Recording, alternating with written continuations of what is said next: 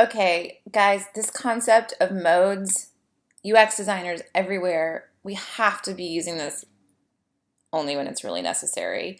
Um, I did a video about Spotify doing it. So many, Apple does it all over the place, and it's completely ridiculous. Like, even though I know that we do it and I know that it exists, it still takes me forever to find it. So, and it gums up my user experience. Even as somebody that understands how designers think and can kind of like look at it and be like, oh, what would the UX designer do here? Which, of course, my mom and my dad and everyone else's brother is not thinking like this. And it's every single time it's going to be unintuitive when you use modes. So, what does that mean by using modes? So, here I just opened up the new, I guess this is new. I never used the stock app on Apple, on Apple, on whatever you call this. This is Mojave, the new iOS, and it's like, hey, we have this new stocks app. Okay, so open it up, and the first thing I want to do is I want to, like, these are, okay, this is all yet well and good, but I want to look at the stocks that I follow, right? So Delta is actually already showing, which is a stock that I have. So I kind of want to like pin this or something. Like, so the first thing I'm going to try to do is directly manipulate the thing. I'm trying to right click on it. I can't seem to right. So there's no context menu. There's no right clicking.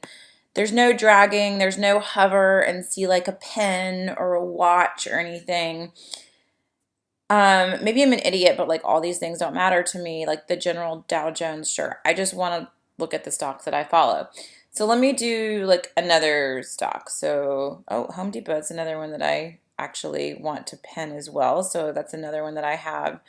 Um, so let's take like Robo, this ETF.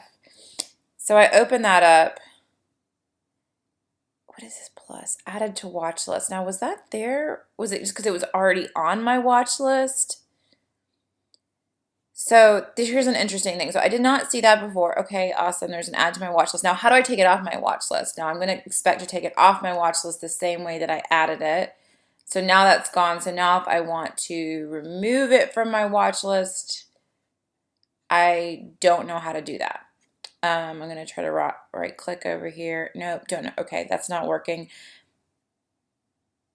So if I X out of here and I go to Google, so Google doesn't have it because I guess it's just I'm automatically, like this is how I open it up. So I am automatically following these things, but now I want to take them off of my watch list. Like, what is this? This is, I guess, the Chinese index. I'm not that advanced. I don't need to be looking at that. Another one, like let's look at Salesforce. Let's see if it, yeah, CRM, that's it. So I can add that to my watch list. Now if I take this out, now where is this just my watch list? And now the ones that I care about are at the bottom. And I want, like I'm trying to drag them up. I'm trying to directly manipulate them. And I want to remove some of these. Sprouts, good for you, Sprouts. I don't have any Sprouts. I don't care. So this is where I found it. It's this little completely generic icon. Like this could be a menu icon. It's gray on gray, absolutely tiny, kind of like in the lower right hand corner of this panel. I saw this, a lot of people, guys, this little tiny button, I swear 80% of people are not going to see this. Like, did you usability test it at all? Like, did you see if grandmothers can see that are trying to use stocks on their new, fresh new MacBook? Like, it's just infuriating. Like, what are you thinking, guys? And then it's completely unintuitive because now I'm like in this mode. Modes don't exist in the real world. We don't have like my coffee mug goes into drinking mode and I have to do something to like change it into drinking mode. No, my coffee mug is just my coffee mug. It's very rare in the real world that things go into modes. So it's just unintuitive. It's something that we have to learn. And every single time it's going to take that slow thinking, slowing down, and trying to basically use your higher order logic to come up with how this is going to work. So now I can, and now I have this other icon that looks very, very similar to the other icon that I used to get into this mode, except there's no little dots now. There's no tiny, tiny little dots now. But now it does something completely different. I know this. A lot of people aren't going to know this, that this is the draggy. Of course, that's clear enough. Yelp, we can remove Yelp. We can remove this. I'm not going to go and remove all these things in it right now that I care about. But also, like, can I multi-select this? Can I shift click this? Can I? No, like, so I'm going to have to sit here and click 17 times to remove the stuff that it automatically added. Like, add a few things for me just to give me the idea of what a watch list is and how that works. And then to get out of it, like, immediately I'm going to go down here.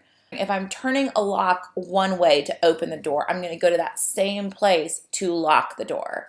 If I'm going to enter one way, I'm going to try to exit through the same thing, just like how the real world works. But instead, I go to actually the opposite side of the panel to get out of this mode. I go up to this done thing. Guys, modes are always going to, it's power users. Not something that like the default stocks app on Apple computers that everybody and their brother is going to try to use. This should not be a power user thing. And you're using this tiny, stupid, okay, so I think I'm going to be a broken record here. I'm going to stop saying it over and over again. Watch out for when you're using modes. If you use modes, usability test the hell out of it with your target user group to make sure people get it. And if you are going in a mode, put the exiting of that mode in the same place that you had the entering, because that's where people are going to go. Okay, I'm going to shut up now.